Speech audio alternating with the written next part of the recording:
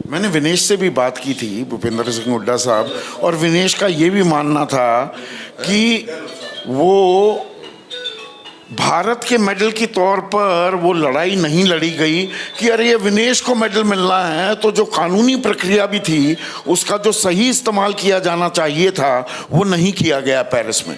क्या आप इस बात से इत्तेफाक हैं? देखो, मैंने कहा ना कि प्रॉपर गाइडेंस की कमी रही है उसकी, नहीं वो गोल्ड मेडल की वो थी। मतलब मेडल में भेदभाव हो गया, ये विनेश का मेडल है, भारत का मेडल के तौर पर उसको नहीं देखा। नहीं, भारत का खिलाड़ी का मेडल किसी एक व्यक्ति का नहीं होता, खिलाड़ी का मेडल देश का होता है। पर उस पर भी राजनीति हावी रही। वो तो जो करने वाले से पूछो। विनेश फोगाट को जो आपने अब चुनावी मैदान में उतारा है, ये लड़ाई बच्चियों की भी है, लड़कियों की भी है, खिलाड़ियों की भी है, उस प्रदेश में है जहां पर पानीपत से ये नारा बुलंद किया गया था कि बेटी बचाओ बेटी पढ़ाओ। तो क्या अगर विनेश चुनाव जीतती है, आपकी सरकार बनती है, उसे खेल मंत्री बनाएंगे आप?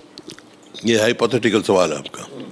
जो उनका टिकट देने का, चुनाव लड़ने का मकसद मैंने बता दिया। नहीं, खेल में राजनीति इतनी हावी हो जाती है, खिलाड़ी दरअसल बाकी खिलाड़ियों को प्रोत्साहित नहीं कर पाते, मोहरे बन जाते हैं। एक खिलाड़ी, आप खुद भी खिलाड़ी हैं, इसलिए ये सवाल पूछना जरूरी हो जाता है। बीजेपी ने बनाया था ना संदीप सिंह को, फिर आज उनका देखा किस प्रकार से उसका वो किया। आपको मनाही है जब उनके ऊपर चार्जेस लगे और खट्टर साहब ने कह दिया मैं इसका इस्तीफा नहीं लूँगा। मैंने कहा भाई इतने इंक्वायरी हो, हम किसी को दोषी नहीं करते हैं, जब तक निर्दोष साबित न हो तो इनको इस्तीफा दे देना चाहिए। उन्होंने कहा नहीं लूँगा नहीं लूँगा नहीं लूँगा। महिलाओं का प्रतिनिधित्व बढ़ेगा क्या हरियाणा में? हरियाणा की एक बड़ी दिक्कत, हरियाणा में बहुत सारी खूबियां हैं लेकिन एक बड़ी कमजोरी एडवर्स सेक्स रेशो है। जो अनुपात है महिलाओं का और पुरुषों का, वो महिलाओं के अगेंस्ट है। तो विनेश फोगाट जैसी लड़कियों की राजनीति में एंट्री, क्या वो समानता और वो सम्मान दिला पाएगा? क्या आप इसे एक बेहतरी का 11 टिकट दिए, 11 टिकट दिए, 11 महिलाओं को दिए। पर महिलाओं की बात होती है, बीजेपी कह रही है आप तो सम्मान नहीं करते, दलितों का अपमान करते हैं, कुमारी शैलजा की बात नहीं सुनते। जब उनके पास कोई अपना उपलब्धि कहने को नहीं है तो मुद्दे, जिनके पास मुद्दे नहीं है वही लोग ऐसी बात करते हैं। नहीं तो अपनी उपलब्धि बताएं, हम 10.5 साल में क्या किया है, जैसे हमने सब बताई। प्रधानमंत्री मोदी कह रहे हैं पिछड़ा और दलित विरोधी है कांग्रेस। भाई वो कुछ भी कहे, लेकिन अगर किसी की पेशी है पिछड़े की या दलित की तो कांग्रेस ही है। ये रिजर्वेशन किसने दी? संविधान ने दी है ना। मेरे को इस बात का गर्व है कि जिसने जब रिजर्वेशन दी, डॉक्टर बाबा साहब अम्बेडकर के साथ मेरे स्वर्गीय पिताजी के दस्तखत हैं।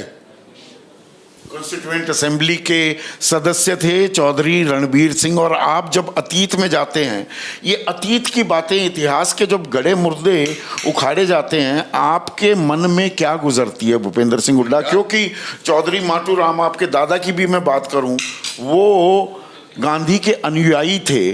पर यहाँ पर आजकल देश को आज़ादी किसने दिलाई, बंटवारा कैसे हुआ, उसका जिम्मेदार कौन है, ये बातें बहुत की जाती हैं।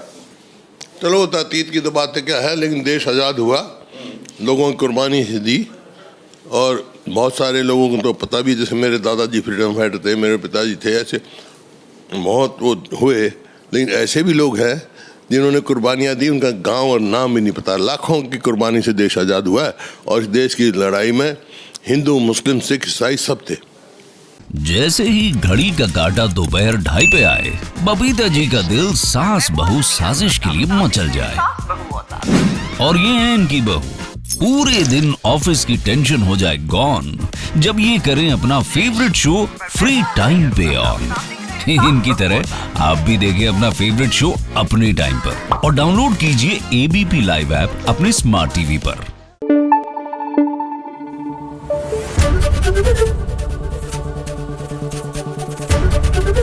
एबीपी न्यूज आपको रखे आगे।